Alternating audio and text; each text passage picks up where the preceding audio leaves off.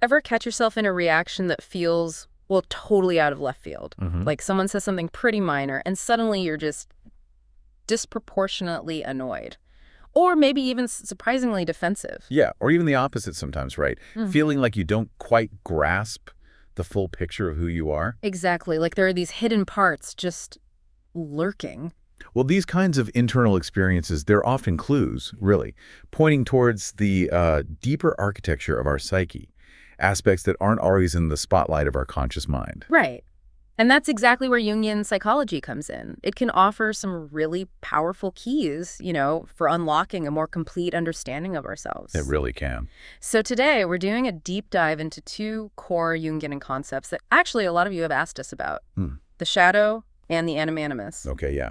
Two big ones. So the shadow, in essence, it covers those bits of our personality we've kind of disowned, the parts we'd maybe rather not look at. And the animus. So the anima, that's the unconscious feminine side in men, and the animus is the unconscious masculine side in women. Jung called them a syzygy. A syzygy. Yeah, but basically just means a pair of opposites. You know, how they're linked together within the psyche. Got it. So our mission for this deep dive is to really get under the skin of these ideas. Like, how do they actually take shape? And how do they influence our daily lives, often in subtle ways? Right.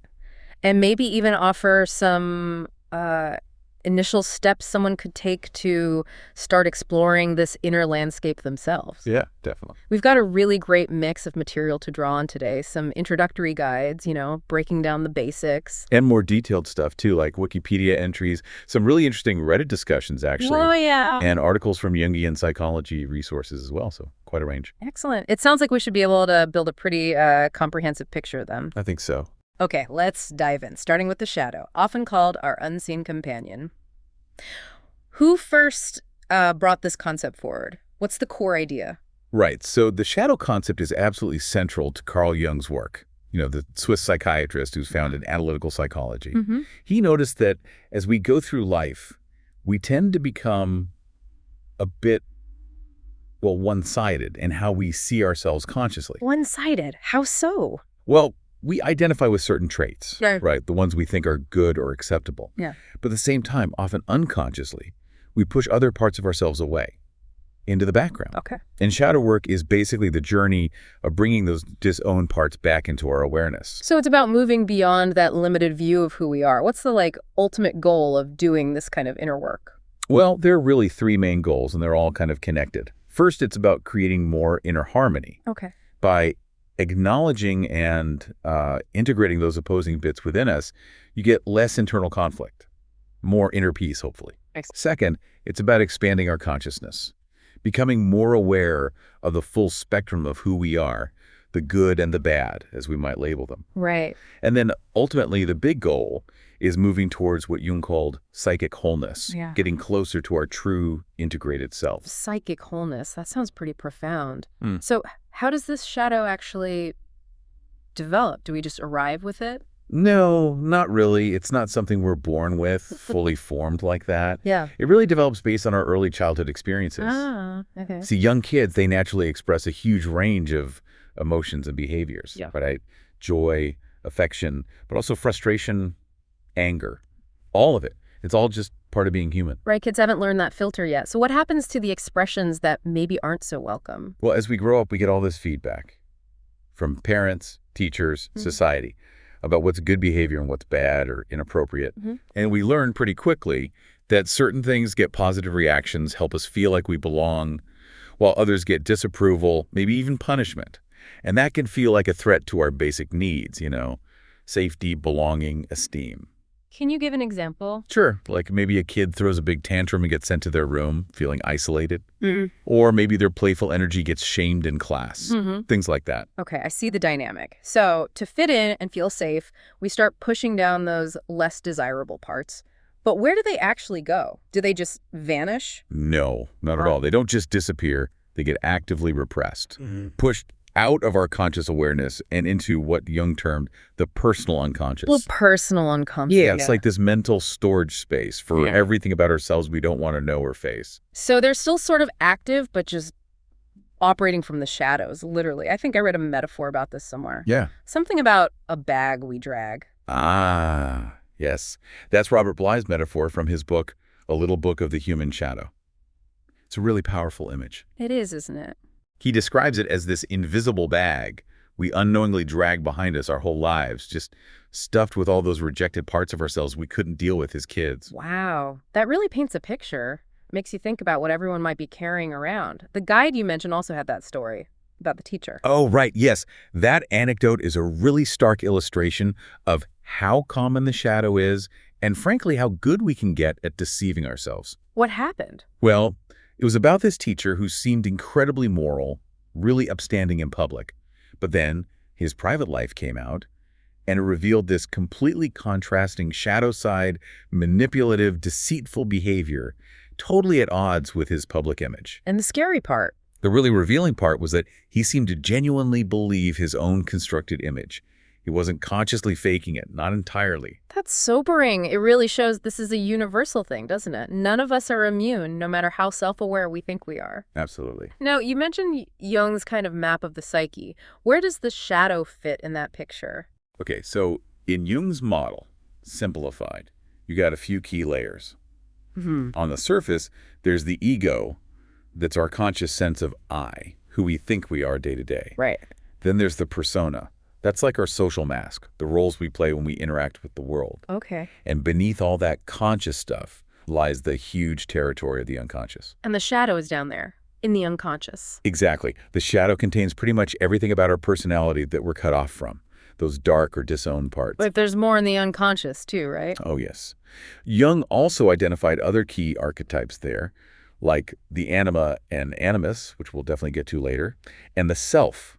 The self represents our potential for wholeness, for individuation. And dealing with the shadow is sort of the first step towards that. It's really seen as the foundational step, yeah. Understanding and starting to integrate the shadow is crucial on the path towards realizing the self and achieving that psychic wholeness we talked about. Okay, so if we're all kind of walking around with these unseen bags, these disowned parts, what's the actual downside of just ignoring them? Why go through the hassle, maybe the discomfort of digging into it? Well, the ancient Greece actually had a really profound insight here. They understood you had to honor all parts of yourself, all the gods and goddesses within your inner world, even the difficult ones. Why? Because they believed if you ignored or denied one, it would eventually turn against you, manifest destructively in your life. And our shadow works like that too. In a strikingly similar way, yes. Those disowned parts, they can exert a really powerful, often unconscious influence on our thoughts, feelings, actions, even when we're totally unaware. So they're like pulling strings behind the scenes, maybe sabotaging us without us even realizing it. Precisely. When we're cut off from our shadow, it can show up in all sorts of challenging ways. Such as? Well, we might find ourselves doing things we later really regret, or experiencing ongoing anxiety or depression that doesn't seem to have a clear cause. Maybe engaging in self-sabotaging patterns, saying things we don't mean in the heat of the moment. Yeah. We might have big ego swings, feeling grandiose one minute, deeply insecure the next, or become overly self-absorbed, struggle in relationships, deceive ourselves, basically living with this constant internal conflict. Wow, that sounds exhausting. The guide also mentioned that classic story, Dr. Jekyll and Mr. Hyde. Yes, it's such a timeless and, well, traumatic example, isn't it? Dr. Jekyll, trying to be purely good and respectable, essentially tried to wall off his darker side, creating Hyde. But it didn't end well. No. He ultimately lost control, and Hyde's actions led to terrible consequences. Now, obviously, most of us aren't dealing with something that extreme. Hopefully not. But it really powerfully illustrates the danger in denying or trying to completely suppress that darker potential within us. And that ties into projection, too. Right, projection. That's when we see our own denied stuff in other people. Exactly. The more intensely we push down certain traits in ourselves, the more likely we are to really notice and often judge those exact same traits when we see them out there in the world, in other people. It's like our shadow distorts how we see them. Okay, so facing our own flaws, our shadow, it's clearly not easy, but the guide also stressed the tremendous opportunities that come from exploring it. What are some of the big upsides? Yeah, despite the initial discomfort, really engaging with these disowned parts can unlock some truly significant growth. For instance, it can lead to much greater internal strength. How so? Well, as we start to acknowledge and integrate these shadow bits, those underlying insecurities, that constant need to defend our perfect image, They start to lose their grip. Ah. And that allows our natural confidence, our inherent self-acceptance, to actually come through more. Imagine just not feeling you have to prove yourself all the time because you're okay with your imperfections. So becoming more grounded, more comfortable just being ourselves, warts and all. Exactly. And another huge benefit is potentially much better relationships. Really? How does that work? Well, think about it. When we become more accepting of our own complexities, including our darker bits, we naturally become more tolerant and understanding of the shadows in other people too. Okay. Which means we're less likely to get super triggered by their behavior. Communication can become more open, less reactive. It can really change how we connect with partners, family, friends, even colleagues. Yeah, I can see that. Less judgment all around, maybe. Less judgment, less friction. Because you're not constantly reacting to others based on the things you secretly dislike or deny in yourself. That makes a lot of sense. What other benefits did the guide mention? There's also the maybe surprising link to enhanced energy and even physical health. Energy, how? Well, the act of constantly repressing parts of ourselves actually takes a lot of psychic energy. It's draining. I hadn't thought of it like that. Yeah. So when we start to acknowledge and integrate these parts, we free up that energy. It can lead to feeling more vital, more alive. The guide even mentioned Dr. John Sando's work. Oh, right, the connection to pain. Exactly. His work suggests a possible link between repressed emotions like rage or anger, which often live in the shadow, and chronic physical issues like back pain. Wow. So working on our shadow could actually make us feel better physically, not just emotionally? It's a potential outcome for sure. Yeah. And beyond that, shadow work helps us develop a much clearer, more realistic view of ourselves. Less distortion. Less distortion. We start seeing ourselves more honestly, without those filters of self-deception or swinging between inflating ourselves and putting ourselves down. That grounded self-awareness helps us navigate life more effectively. It really sounds like it's all about moving towards being more balanced, more authentic, more whole. That's it exactly. Yeah. Which leads directly to greater psychological integration and maturity. As long as we're denying big chunks of ourselves, we can't really feel whole or fully mature. Mm-hmm. Developmental psychology actually suggests that dealing with the shadow is critical for reaching mature adulthood. And that statistic you mentioned earlier. The less than 5% one. Yeah, that suggests that achieving this kind of deep integration is actually pretty rare if people don't consciously do this inner work. That is sobering. Yeah. And finally, there was a link to creativity.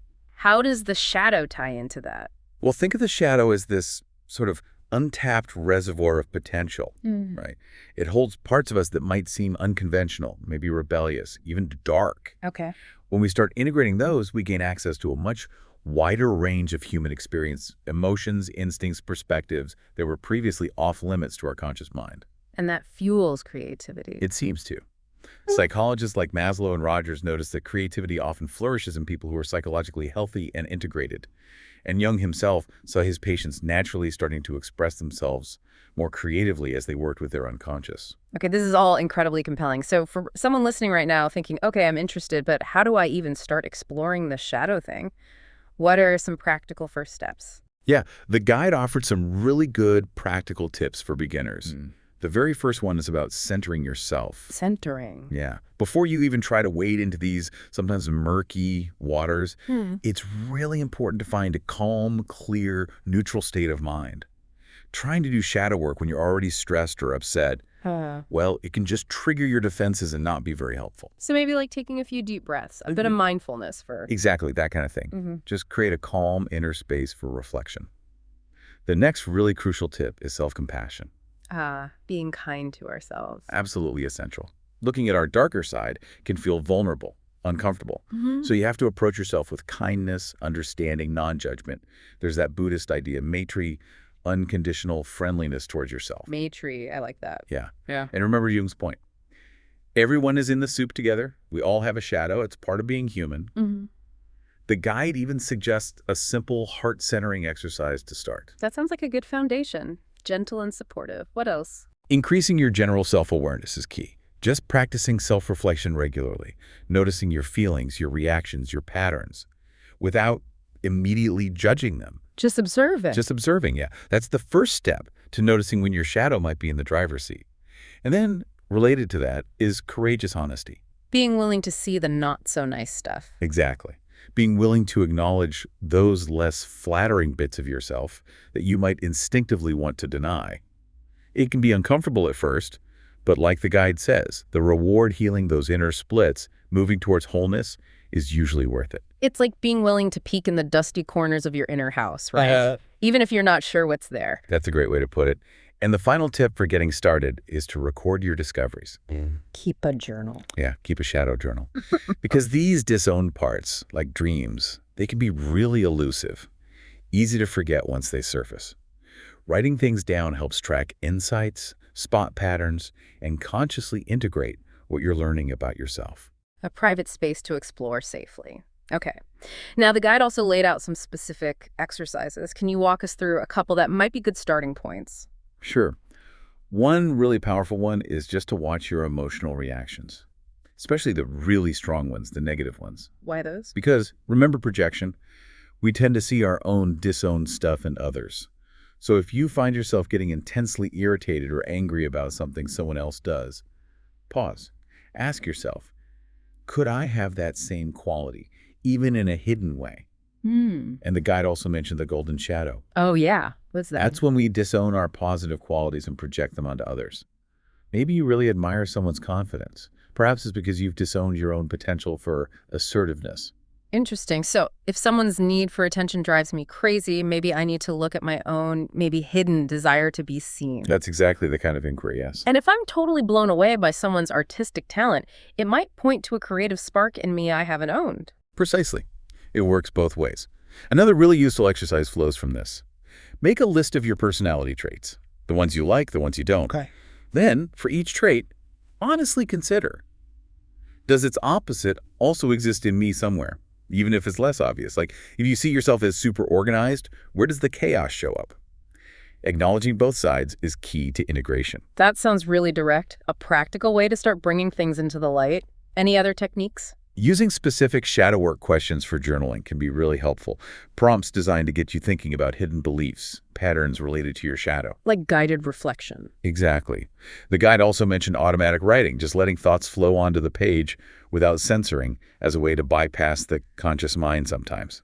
You could just reflect on your day, pick a couple of questions, and journal about them for a while. See what themes pop up, and pay attention to your dreams too.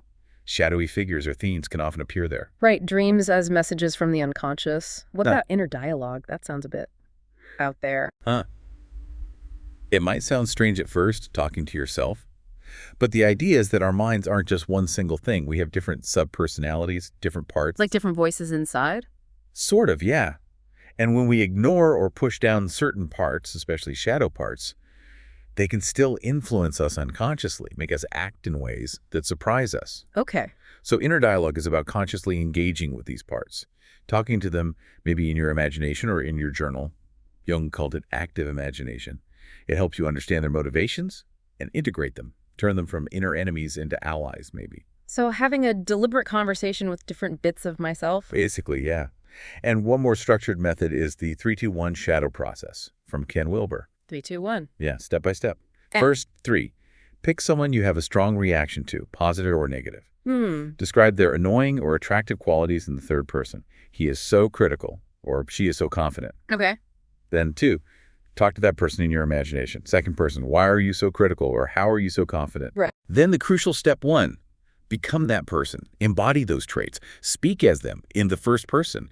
I am critical because, or I feel confident when. Whoa. Yeah. The final step is reflecting on it. Noticing those disowned qualities in yourself that the exercise brought up, and then starting to re-own and integrate them. That sounds really powerful, immersive.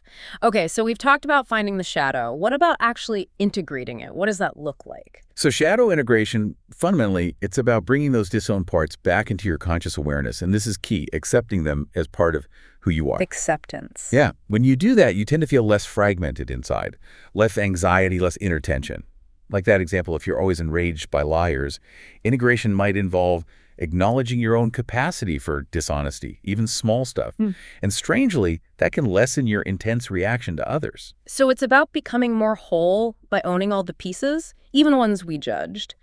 Exactly. Yeah. But, and this is really important, it's not a quick fix. It's an ongoing process. It's personality change development. It takes time, patience, and often confronting aspects of our ego. Ego confrontations. Sounds intense. They can be. It means deliberately challenging the stories you tell yourself about who you are. And yeah, there's often resistance, that inner voice shouting, no, that's not me. Right. So it requires this slow, careful peeling away of conditioning. The experience varies too. Sometimes it feels tough, dark even. Other times really liberating and insightful. Resistance level makes a big difference. What influences that resistance? The guide pointed out a few things. Sincerity, really wanting self-knowledge. Jung called it moral effort, not just paying lip service.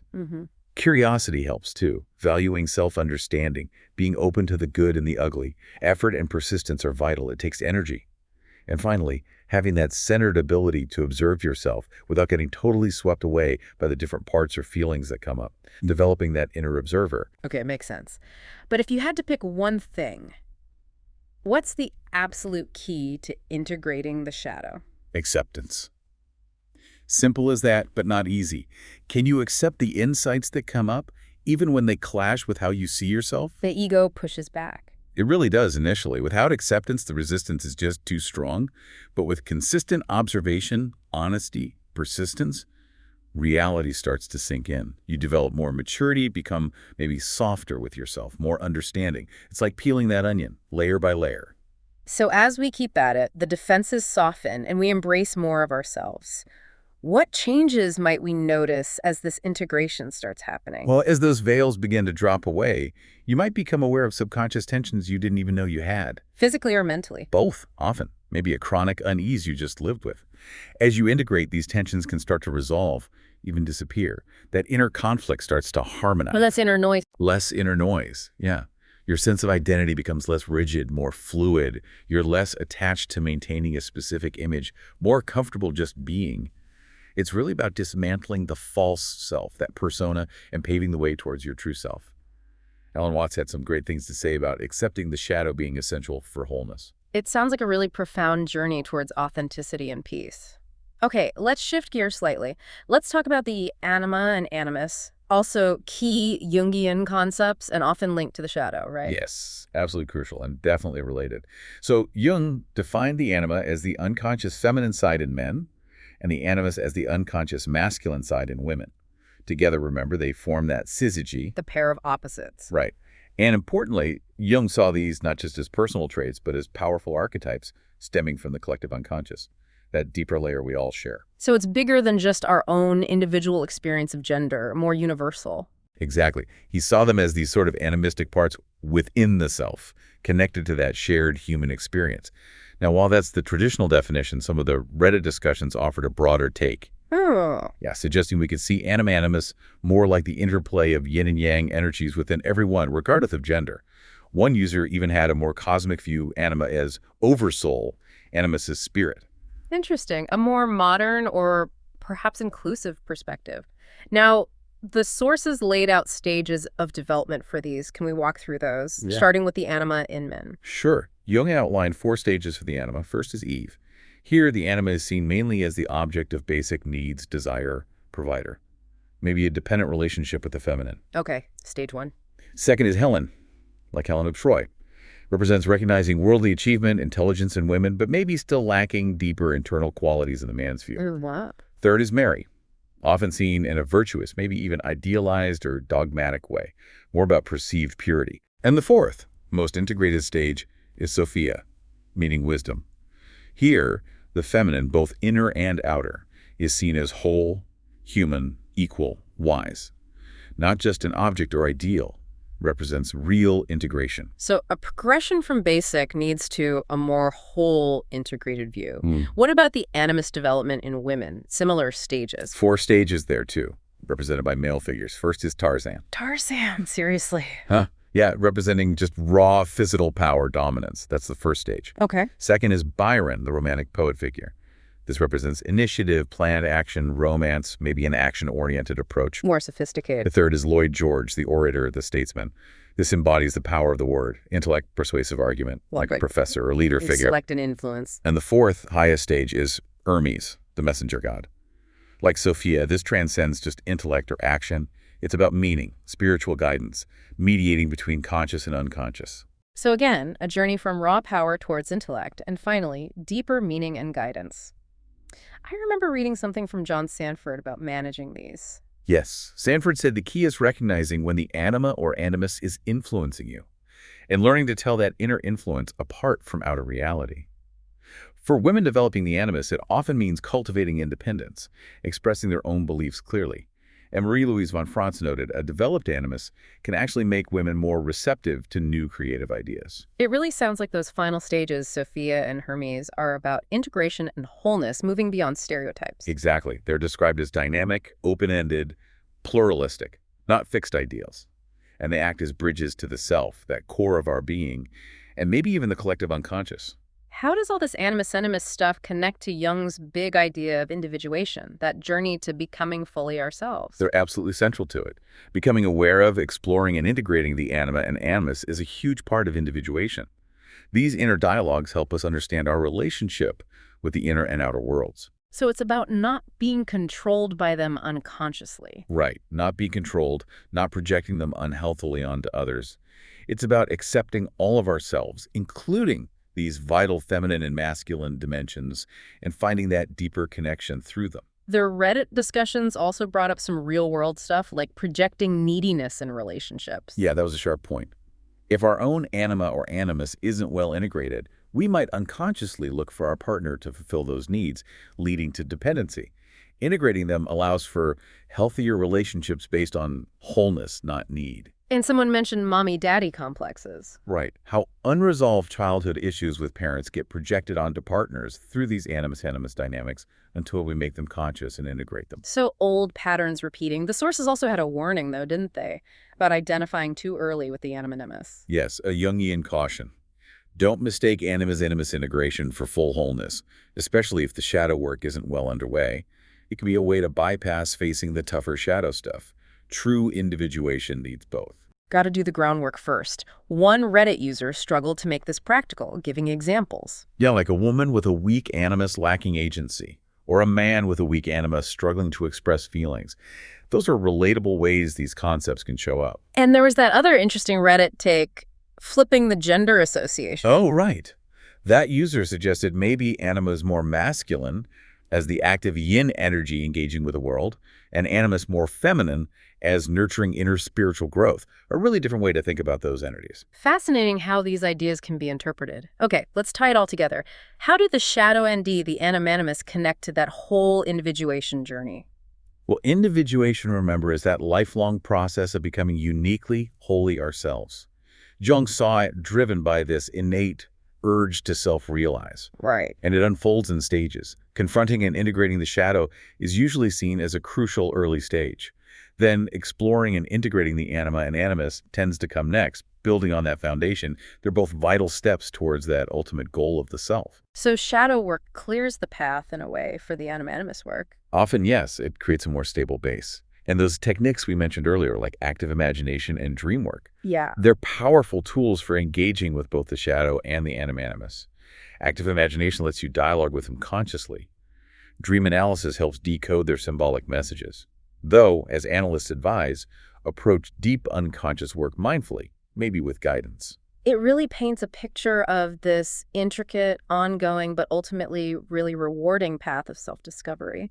So, wrapping up our deep dive today, we've looked at the shadow, our disowned self, how it forms, its impact, the huge benefits of working with it, and some practical steps to start. And we explored the anima and animus, those inner feminine and masculine aspects, their stages of development, and their critical role in individuation towards wholeness. They really are powerful tools for digging deeper into who we are and moving towards a more integrated, authentic life. Absolutely. Incredibly insightful concepts. So here's a final thought for you, the listener, to maybe chew on after this. Think about a recent emotional reaction that felt really strong, maybe out of proportion. Or is there a type of person who consistently pushes your buttons? What might your shadow be reflecting back at you in those moments? Or, flip side, what qualities do you really admire in others? What are you drawn to? Could those be aspects of your own anima or animus wanting to be seen, to be integrated more fully into your own life? We really encourage you to explore the sources we talked about, Or maybe try keeping that dream journal, or even gently experiment with active imagination. They could be great starting points for your own deep dive into the fascinating world within.